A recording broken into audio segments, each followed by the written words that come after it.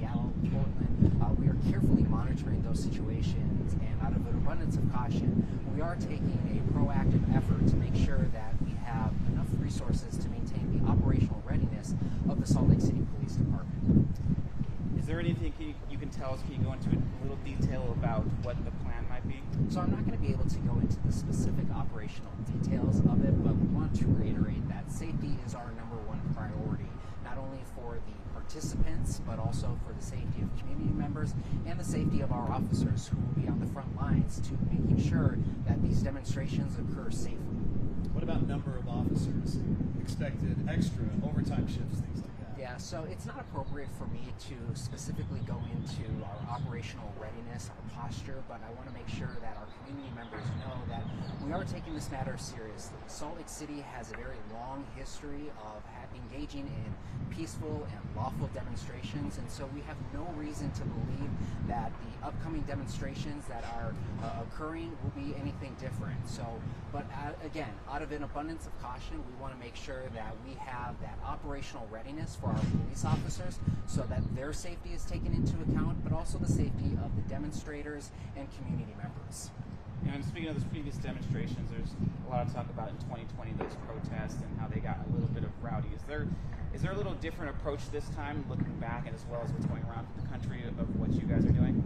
After every critical incident, the Salt Lake City Police Department engages in what we call an after action, and that's going back and looking at lessons learned to make sure that we are constantly improving.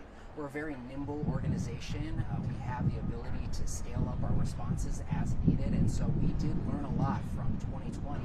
We are taking those lessons and we are continuously using those lessons to evolve as a police department to respond to these very dynamic events. You know, we've had several large demonstrations just this year. Some of those demonstrations resulted in some criminal activity that were investigated very quickly by our officers.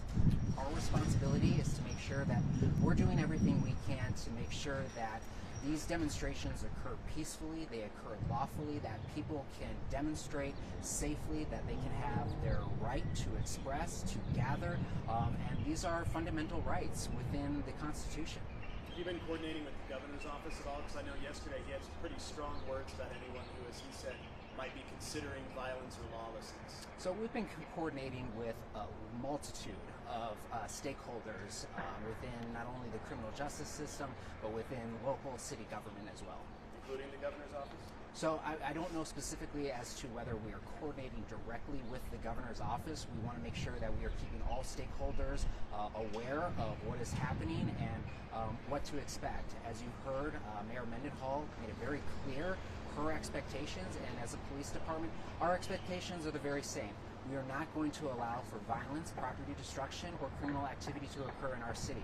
We want to make sure that these demonstrations are safe, they are lawful, and that the participants can gather safely and lawfully to make sure that their opinions and their beliefs are heard.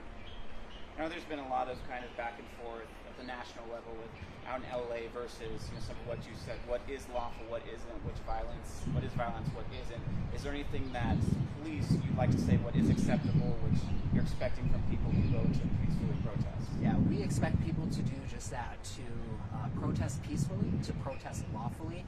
We are going to have our officers on hand to serve as liaison officers, so if someone has questions, whether people want to march or not, we want to make sure that we are doing everything we can to facilitate that.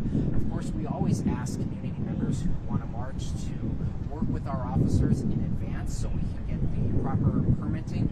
One of the things that I mentioned is, although we are a very nimble police organization and we can quickly scale up to respond to critical incidents that occur in our city, it's always best to have early planning. So if we know that there's going to be a group of, say, 500 people who want to march from the Capitol to the city and county building, that way we can plan. We can make sure that motorists have the detours in place. Again, we want to make sure that we're doing everything we can to make sure that community members, whether they are involved in the demonstration or not, are safe. That is our number one priority, is safety.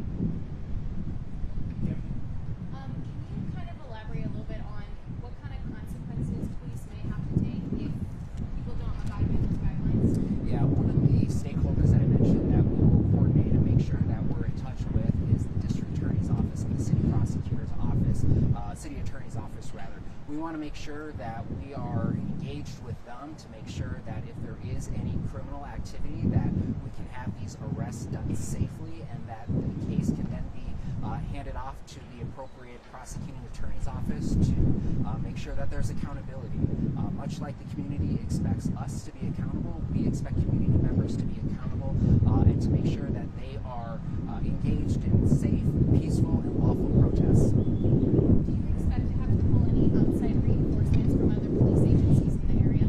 You know, that's a good question, and that's something that we are planning for. So if we do need to have mutual aid assistance from other agencies, we are coordinating and making sure that we have those relationships established. You know, it's always best to plan in advance rather than trying to scramble in that critical incident, that critical need to get additional resources. So we are working with other local agencies to make sure that they have, if they are able to respond, additional resources to augment the police department here locally. But again, we are a very large organization. We understand the impact that this is going to have on our officers.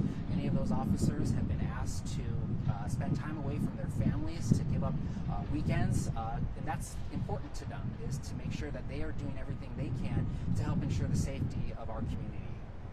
Are there any specific concerns that officers are worried about this time around?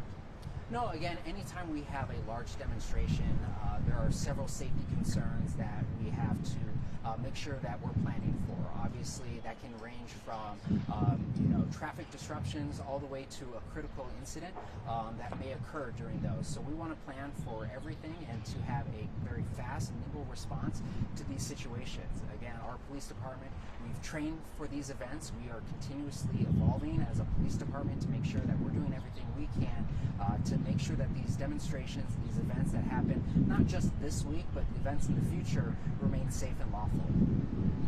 How much, I guess you mentioned working with the mayor, just how much of a say, with the new chief and everything, are you guys working together with the mayor's office versus when decisions need to be made, potentially? Well, so the ultimate responsibility of the police department and any actions that will be taken will be ultimately made by the chief of police, and that's Chief Brian Redd. We will work with the mayor's office to make sure that they are kept informed of what is happening, and that's to make sure that as the mayor, as the chief executive of the city, she is fully informed. We want to make sure that the mayor is aware of what is happening. We have very great relationship, open lines of communication with the mayor, and we will make sure that we are doing everything we can to make sure that she and her team is fully informed of what is happening, and when there are updates, that we get those updates to her and her team quickly as possible.